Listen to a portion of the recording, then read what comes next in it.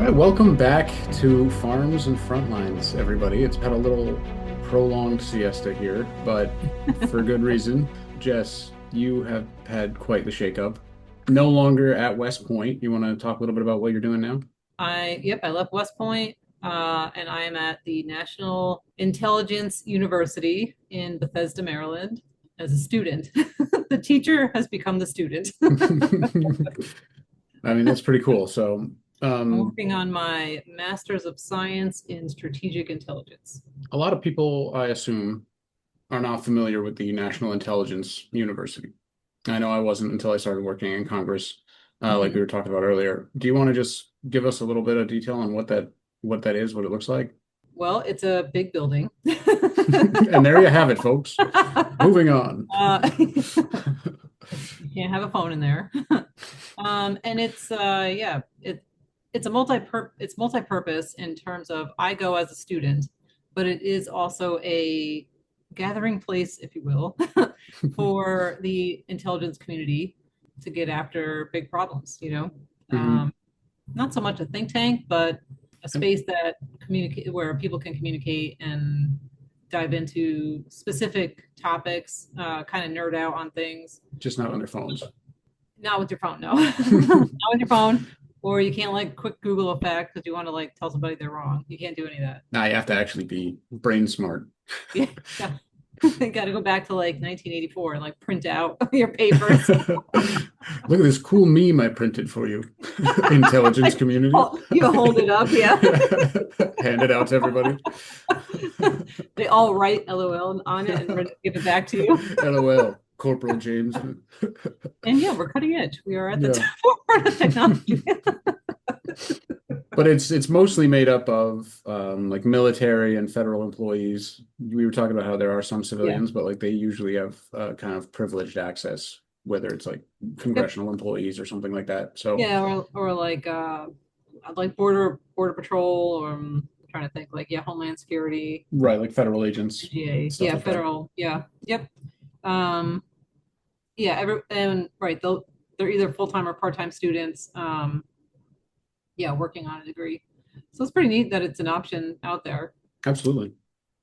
It is not going to stay as NIU. I don't know what the future of it will hold, but um, the intelligence community, it's called ODNI version 2, so Office of National and ODNI, National Director of National Intelligence, right? Tells me Right, how right, we're right. director right now. Re-looking at what the intelligence community looks like and how it's formed. Mm. De-bloating, what would be the word for that? Yeah, okay. Getting So rid of the bloat is some of the terminology that's been thrown around. Um, some efficiency yeah, streamlining. probably does need, like the intelligence community probably does need, but Sure. NIU is wrapped up in that, and it will look different than it does right now. But how that looks and where it operates out of or falls under, it's kind of unknown right now. I got you.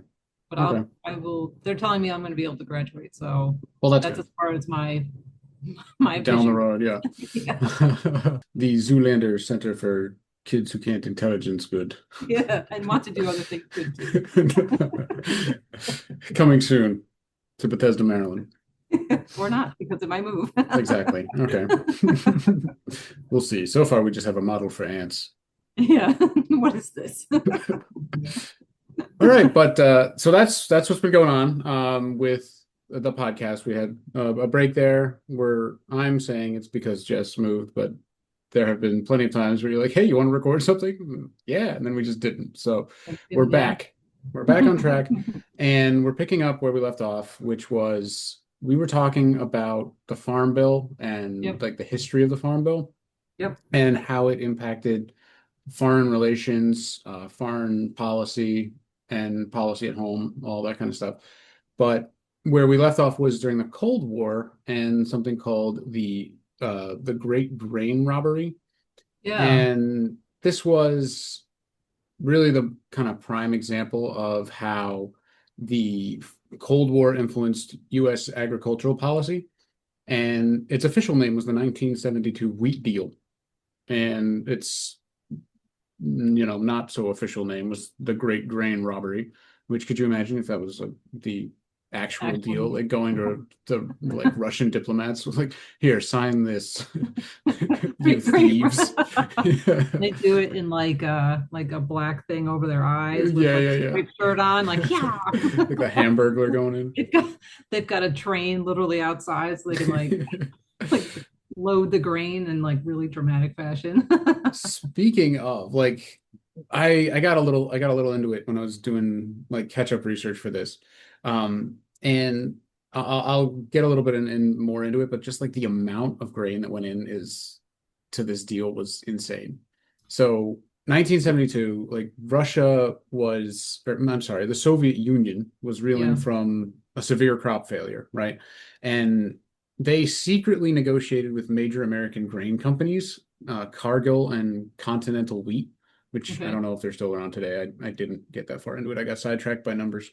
But they had a secret like backroom deal to purchase huge quantities of wheat, corn, and soybeans. Yeah. And ultimately, the Soviets acquired over 10 million tons of grain. Dang. So 10 million tons, like that, I was like trying to put it into like layman's terms how much that is. And some of the numbers I got were just crazy. It's like 100,000 train cars or a Oh train that would wow. stretch for like nearly 1,000 miles, just Gee. filled with grain and soybeans and like My God. foodstuffs. Yeah. Uh, it's so like a modern Panamax grain ship, like the ships that transport grain all over the world, like that Yeah. we talk about going to the Black Sea and all that kind of stuff. Yeah. Yeah. They carry about 60,000 tons. So the Wow. Soviets bought the equivalent of 160 fully loaded cargo ships full of grain. Like, Dang. That's crazy. right, those things are massive. So I Yeah. wanted to say like just how big, like how much 10 million tons of wheat is, and that can make like roughly 300 billion loaves of bread. So feel free to check my numbers, but like that is, you can understand why it was holy crap.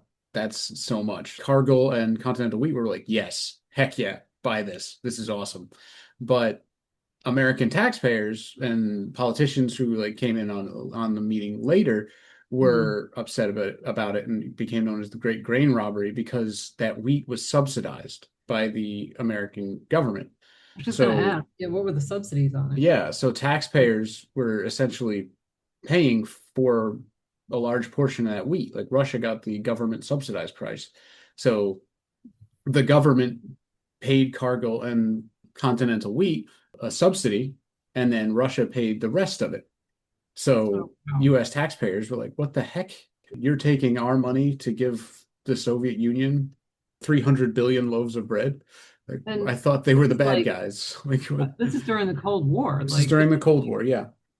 now, was there any thought into like this is a way to extend like a diplomatic leverage? Like, So I think that's where it went. But at first, and this is important. This was again during the Cold War, so like yeah. neither the American public nor the federal government fully grasped the magnitude of the purchases because there was a lack of like So real-time who did? export reporting requirements. Oh my So it God. was just like you're selling how much? Well, 100 million tons of wheat. Tons. Like, all right, sure, if it'll help, whatever. And then, like, as more and more data came out, they're like, okay, you gave all of the American wheat. Like, what? Yeah. So it's like, it was, kind of crazy, but it was a quiet, large scale transaction that obviously wasn't like super popular because media Yeah. and politicians and everything were like demonizing the Cold War. It was this massive Yeah. thing. You're familiar with the Cold War. But it was a product of like that Cold War detente, or like just trying to make things work. And I think that's how Cargill and Continental Wheat kind of sold it. Not like Mm. we're going to make tons of money, but like, look, we can help them out and show that we're the better ones. Like we're the capitalism is the top dog. We're giving them so much and they got nothing and blah blah blah blah blah. Well, hoping to stop potential famine, right? Like that was where the Soviet Union was at, right? Like Yes, super it hot was summer, really bad. bad crop. Hmm. crop harvest, like looking like a famine is like impending. I'm sure the last thing they wanted to do was buy tons of wheat from America. I'm, hmm, it's crazy. And then, but now these companies made lots of money. Oh yeah, yeah. I mean, they got paid Continental from the Bounty government Group. and Yeah. Russia. So both, or I'm sorry, I keep saying Russia, but Soviet Union. Soviet Union, yeah. This is U.S. policymakers, including Agricultural Secretary Earl Butz, B-U-T-Z. I believe we've talked Yeah. about him before. We've heard talked about him. Yeah. Hmm. Saw an opportunity to both support American farmers and improve relations with the USSR. Yet the deal had immediate consequences. When news of the grain sale surfaced, global grain prices surged because this was kind of like, remember, a backdoor deal, Yeah. and it was 100 million tons of wheat or whatever I just said. And like we've Um, talked about, like the price of grain is really important to like mhm, global economics. right. It is, and Yeah. 10 million tons of grain is a big deal. So when that came public, global grain prices surged, Hmm. and domestic food costs in the U.S. rose sharply. Inflation rose, and obviously people got upset. Like Yeah. people in the U.S., I can only imagine what happened in like the Middle East, where we talk about how important grain is to their Right. diet and their like just Right. staple foods that they can't grow themselves. I have a couple stats too on where food prices grew. So it says in the US, between 30 and 50% food prices Jeez, went up. In the British man. markets, it went up 87% to buy a loaf of bread. And then the hardest hit was Australia. It went up 93%. Wow, 93%. Just I can't crazy. imagine what people would do if food prices just kept going up. No. Crazy, huh? Unimaginable, even. Yeah, so critics dubbed the episode the Great Grain Robbery because it appeared that the Soviets had taken advantage of US subsidies to acquire critical food supplies at bargain rates, which, I mean, makes sense, right? Like, Yeah. if this was all out in the open and like the public were reading about it and politicians truly understood how much, like policymakers truly understood how much wheat was being sold, I'm sure there would have been at least different discussions about what was happening Yeah. and like how to make it more. I don't know exactly what they would have done, but they hopefully somebody would have had an idea to make it not as dramatic and would have been able to ease the the drastic outcomes a little bit so that it wouldn't have been as bad and as dramatic. Yeah. That is like a huge deal for the government not to be tracking or Hmm. like Yeah.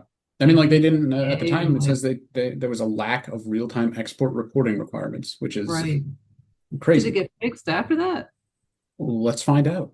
Okay. So So, from a Cold War perspective, the wheat deal revealed several important dynamics. First, it underscored the strategic dependence of the Soviet Union on American agricultural productivity, like we just talked okay. about, because they Yeah. had that famine, and there was obviously only one place to go that could supply Mhm. the amount that they needed. And we talked about this with like the Ukraine wheat Yeah. Yeah.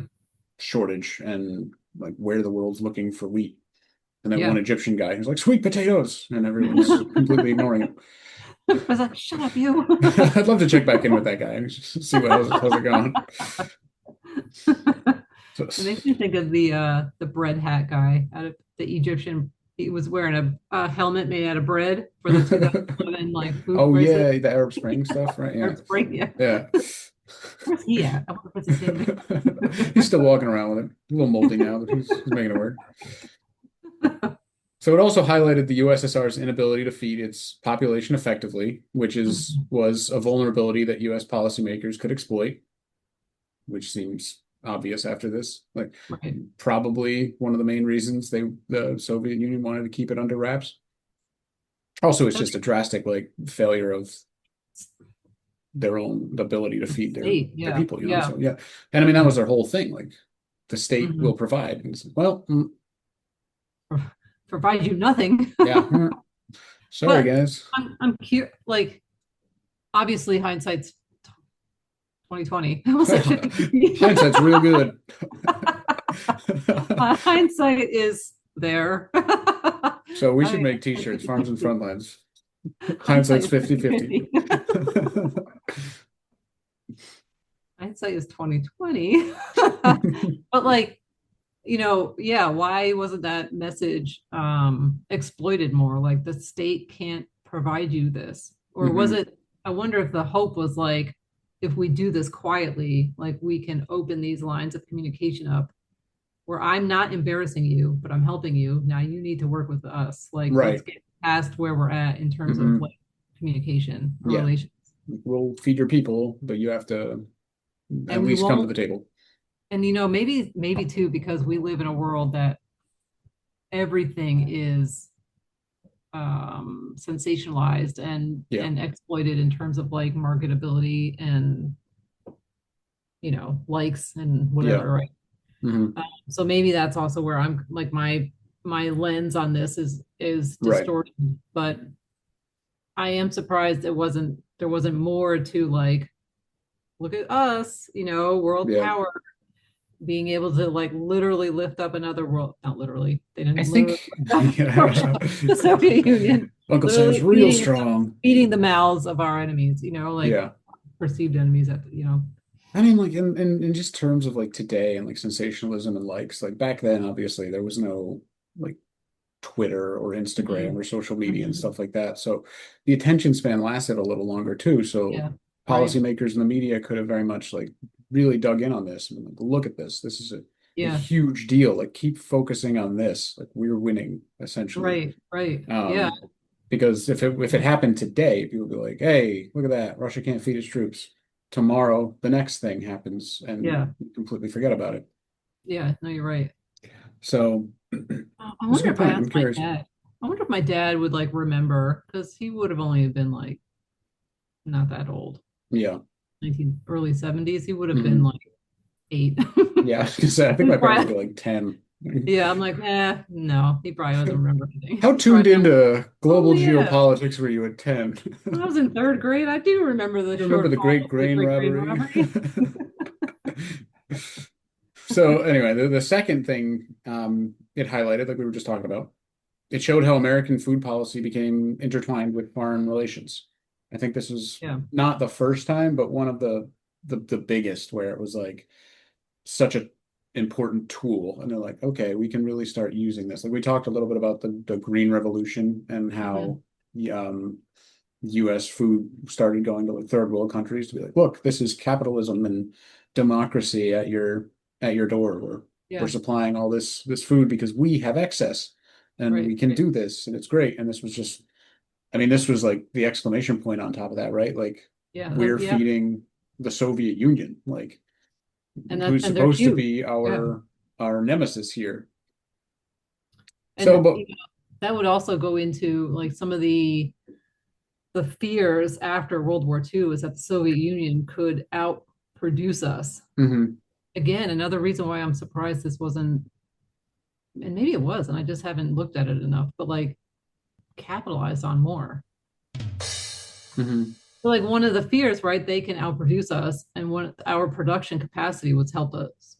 You could argue win the war, and if they can do that, then how do we win? So looking at food and the importance of food and the ability to outproduce Soviet Union at the time would have been huge. Whether this is right. a deal or not, obviously it's right. There's second and third order effects to that, but at the time of the deal, Mhm.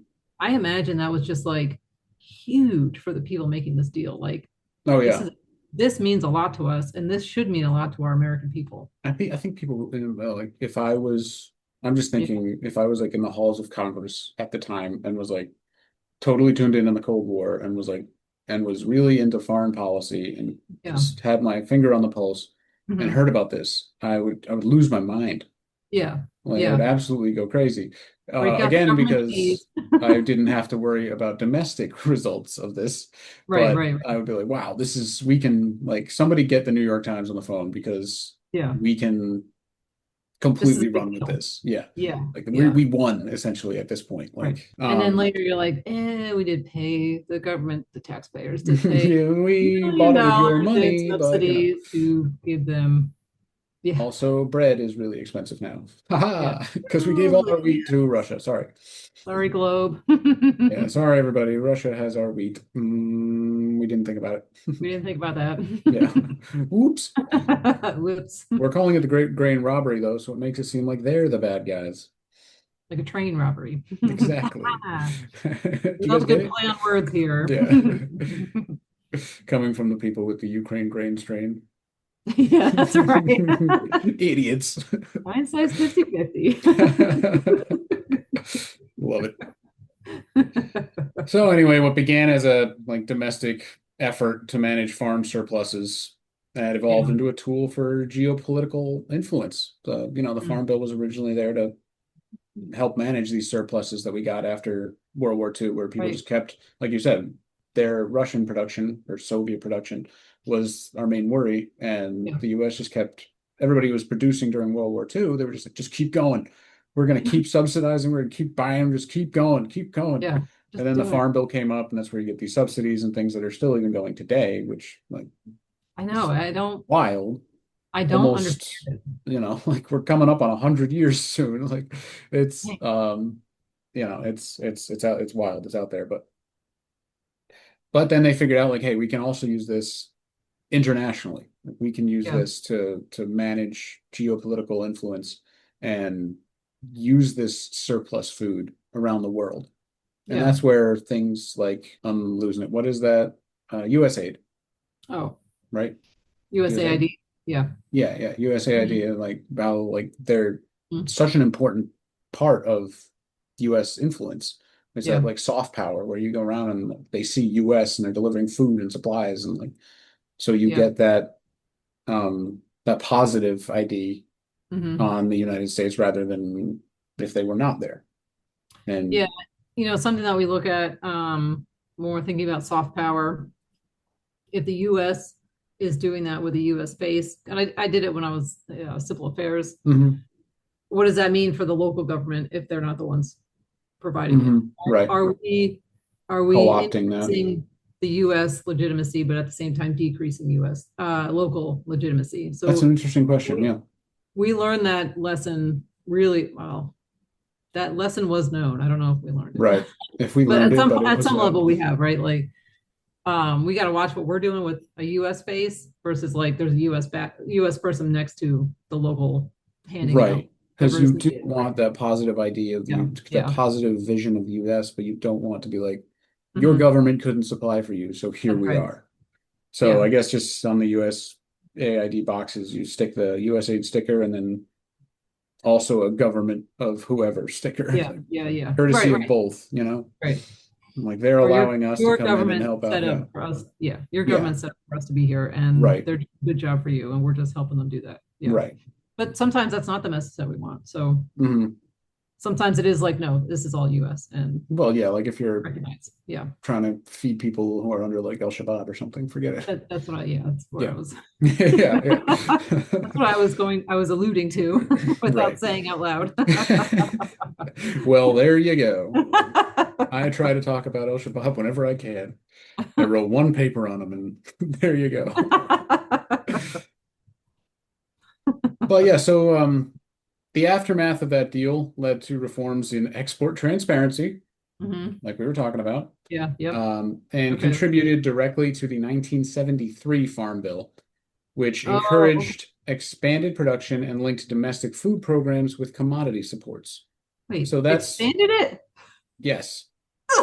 Yes. So here's what they saw. They said, okay, wow, we can take that excess production that we've been paying you for this whole time, and rather than sticking it in cheese caves, we Yeah. can give it to we can use it as a tool overseas as a Uh, geopolitical influence tool, and we can start. So they said, let's do more. Like instead of saying let's pull back and make sure we can use what we use, like go big or go yeah, home. and Like relook at the subsidies. Like, no, yes, no, double down. expand the subsidies more. God. Yes, and so like Mm, I love like a lot of this the policies that like came out of this era because nobody was like timeout. What's it going to look like in 20 years? yeah. Nobody 30 years. Like nobody stopped for that. They're like, okay, you see what we just did? Let's do that all over the world. We need more farmers We making need more more of food, it. more. Give them more money, make them reliant on our We need subsidies. we need this price to go everywhere. Exactly. Yeah. Jess was just making roller coaster And wait, yeah, hand motions. So. Mm, But yeah, so that's what they thought. And so it linked domestic food programs with commodity supports, and it really cemented the idea that like U.S. agricultural abundance could serve not just economic or humanitarian ends, but could serve as, you know, find being the key to strategic Cold War objectives, yeah, which I mean, yeah. it was, but I don't think anybody bothered to revisit them after the Cold War. Or if they It's did, really they were just like, yeah. war again. And then yeah, who's looking at it, right? Like Yeah. what what interest do those people that are like reviewing this have? Well, I mean, like I was interested in the Farm Bill because when I worked in Congress, it was Mhm. being redone, and Yeah. there was a lot of talk about it. I wasn't involved in it, but But you said a it lot of was people are involved in this, so right? many people. It's Yeah. crazy. And like I'm guarantee you, if you sat down and read the Farm Bill, you're gonna be like, why is this in the Farm Bill? This has nothing to do with I believe it. Yeah. agricultural supports at home. Like, what is this? Why is there Yeah. like this isn't actually in there, but like, why is there an assurance that we're gonna build 100 Humvees from this factory in Georgia? Like Yeah. what Yeah. is this? Like just completely random stuff. So Why is there a it Friday meeting at IHOP in here exactly, yeah. This will be paid for by by Congress, yeah, Joe by Biden. somebody? What? Yeah, so Put it's it on my I tab. guarantee you got a little bit carried away in modern day. Mm, This is just me speculating. Like it's yeah. so, um, but moving on from the 70s, I mean, Cold War priorities reinforced agricultural overproduction at home, like we talked about, and that was Yeah. a just a leftover from World War II. Like it just kept going, and Mm. they're like, all right, we're just going to keep using it. So maintaining Don't stop massive the grain sur train. yeah, we got rid of the grain train, and now we need more. We still got the train. We need the Don't grain. put the grain back. Put the grain back on the train. Look sad without it. In the rain? That's insane. It's a strain. It's a strain. Anyway, um, so maintaining massive surpluses was not just a function of subsidy politics, but uh, they said it was a deliberate strategy. In the event of a global conflict or an embargo, the U.S. needed reserves of grain and protein to feed both domestic populations and allies abroad. So I feel like that's where we're kind of losing it a little bit today. Yeah. But that was the purpose of the like massive overproduction, the agricultural overproduction. But you can also start to see why like farmers got kind of reliant on subsidies, Mhm. right? Like they were just like Yeah. overproduction is what we need. Like just keep making these products. Because now it's feeding a global Hmm. um, customer. Yeah, I mean, I'd imagine, and I'd be interested to talk with farmers who like close to 100% of their crops probably don't go to the U.S. Like, I'm willing to That bet would they're out be there. that would be interesting, like to look up. I Yeah. wonder, like, what's the percentage, like domestic versus international? Because I know Hmm. international shipping is massive for farmers. Yeah. Like, I mean, that's why there's a lot of struggling. yeah. You mean like I with can, tariffs? no, I mean, that's why there's a lot of discontent today. I mean, there was an interview with a farmer recently who was like, a soybean farmer. So like I would love to Yeah. never hear the word tariffs again and get back to shipping my soybeans overseas. So I'd be curious to see what that actually looks like. I bet Wish would have all those statistics too, like specific to soybeans, Hmm. and like where they're going and who's farming it and stuff like that. That would be super interesting. So yeah, in the event of global conflict or an embargo, the United States needed reserves of grain and protein to feed both domestic populations and allies abroad. This rationale helped justify ongoing subsidies to large-scale farmers, especially in the grain and dairy sectors, which that goes back to so much of what we've talked about. Yeah, exactly. So Why it's have a kind of, cheese cave if you don't have the bread to make the grilled cheese? yeah, I mean, what is the US without grilled cheese?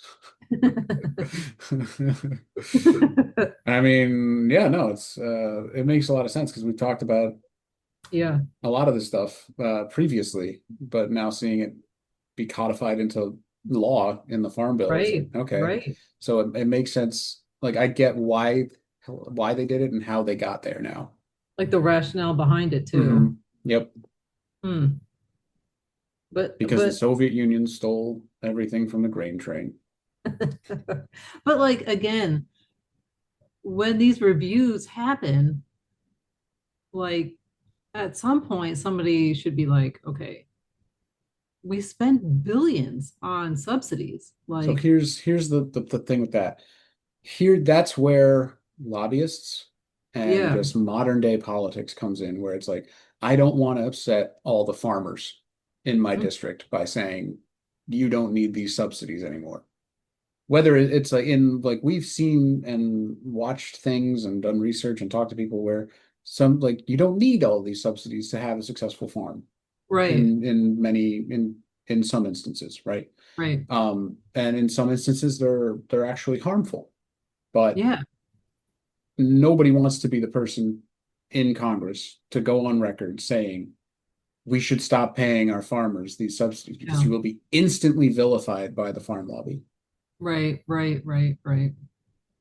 So But it's like that but we're that really line. like hurting ourselves. Like, Yeah, and I guess that's really easy for me to say as I'm not a farmer and my right. income is As not, a third party you know, looking on, yeah. yeah, my income does not rely on a subsidy. Like, Hmm.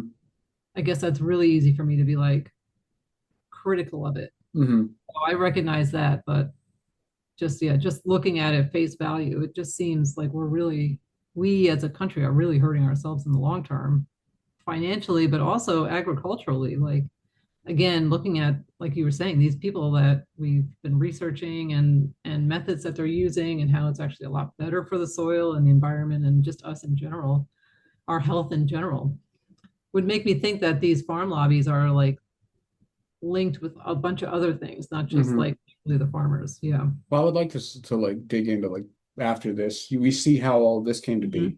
I would like to see how the Yeah. farm lobbies started coming up after this. To be like, no, no, no, keep those subsidies rolling.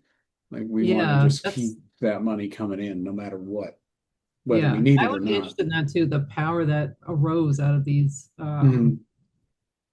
subsidy business, I guess. Yeah, subsidized business. That's exactly what it is. Yeah. There's one more thing that I want to talk about that came out of all of this Hmm. and like the Farm Bill in 1973. The fear of unrest, especially in like urban centers, led to increased integration of food assistance programs like school lunches and food Really? stamps. Yeah, which Hmm. uh, into the Farm Bill. So Oh, so huh. these assistance programs were codified into law via the Farm Bill, which is pretty Really interesting. interesting. Yeah, So they that is served interesting. to manage poverty and inequality while bolstering support for the bill among urban legislators. Because, Hmm. you don't have farms You don't have in urban farms, so centers, right? you gotta roll And them there's in. the majority of the Ooh. people there. So they're like, look at this great bill. Not only is it helping our Mhm. farmers, it's helping This your is how it children, helps. it's helping Yep. the poor, the huddled masses, Oh goodness. things America used to care about. I don't Um, love that. I mean, I like that the, oh, I feel so, ugh. that it's being used as a tool rather than Yeah, just be for the good of the people. but not really. Yeah.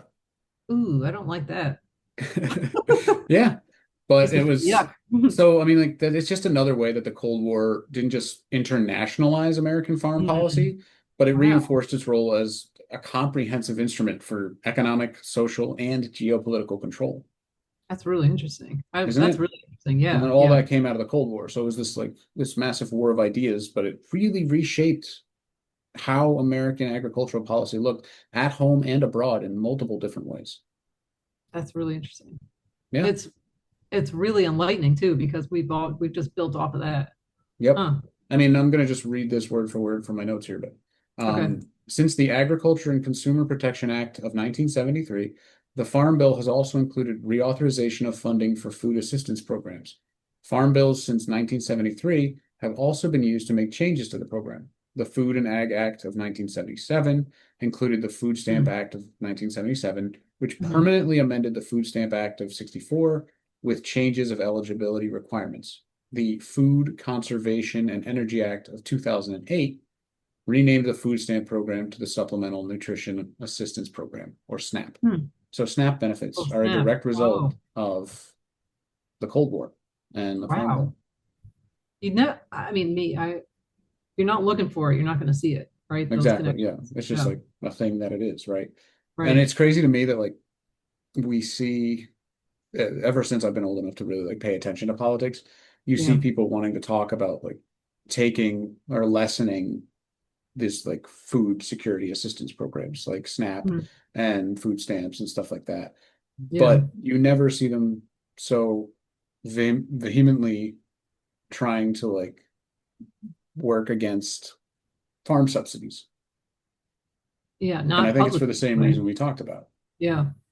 Like there's no, well, there are, but like not to the same degree like a SNAP lobbyist, right? Okay. But is it So because it's tied into everything else? I just think it's because it's not like there's just not a lobby for that. Like the farm Hmm. lobbies get so much money. SNAP gets like Right. what? Like, there's nobody getting bankrolled off of Snap to my knowledge. I I have no could be idea. very I have wrong, no but idea. yeah. Like if there was somebody who was like the king of Snap lobbying, he's like driving around in like a Bentley, I'd be very upset about it. If you know and or are the king of Snap benefits, You're the reach king. out at Mm, that's But yeah, crazy. so that's finishing up on the Farm Bill and the Cold War. So we could have we could have a whole new podcast on just the Farm Bill and modern times.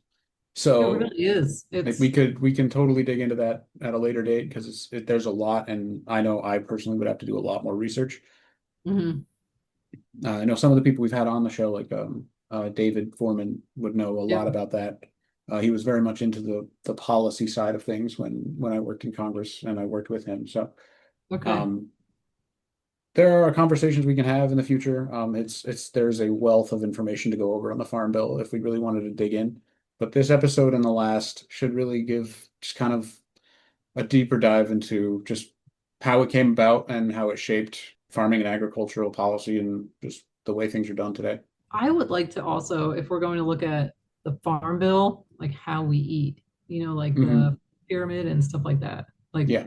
getting into that I mean, I think that's a good idea. We could and definitely get into if that. there's ties with that. Yeah. Or maybe we just do something where we're not worried about somebody else coming after Right. us because we're digging too much into something. Hey, maybe we can get a bribe. Stop talking about this. But if I can get a little paper bag filled with 50 grand, heck yeah. What even could we talk about where there's not some like nefarious like entity associated with it? Not avocados, Not avocados. Yeah, I would much rather have the farm not lobby produce, coming at me than not bananas. Yeah, Yeah, so Well, that's that. We're trying to come back with a more routine schedule now that things have settled down a bit. Um, so yeah, keep an eye out. We're gonna try and have episodes every other week again. Get it going, get it rolling. Took yeah, the summer off, but we're and the back. fall. Oh no, it's the beginning It's of fall fall. now. Yeah, we just It's started. fall now. Okay. We're falling in line. Bring ahead, fall back into our bi-weekly podcast. There you go. You're just killing it with the slogans today. It's 50-50, man. I should It's make these 50-50. stickers. Seriously, I would I know, I should farms and make front these lines. Hindsight's 50-50. size 50-50.